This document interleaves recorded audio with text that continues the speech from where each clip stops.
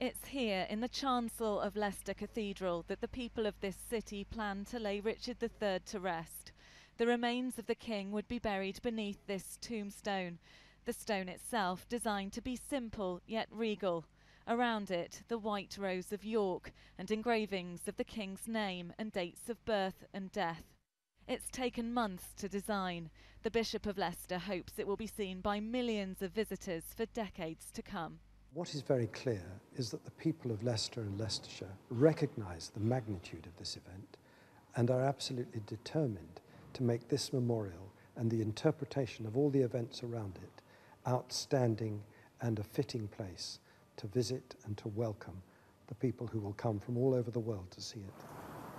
The king died in the Battle of Bosworth in 1485. His remains were discovered by archaeologists beneath a car park in Leicester last year.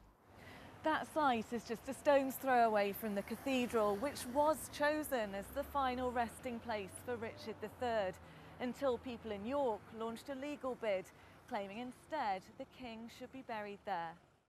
A judge has recommended it should be decided by a judicial review.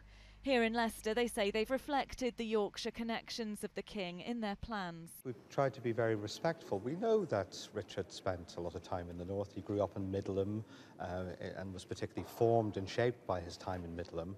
And of course the stone, the main stone, is Swaledale, which is just down the road from Middleham. So I hope that honours that part of his history.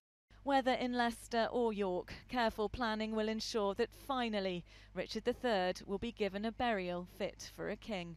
Becky Johnson, Sky News, Leicester Cathedral.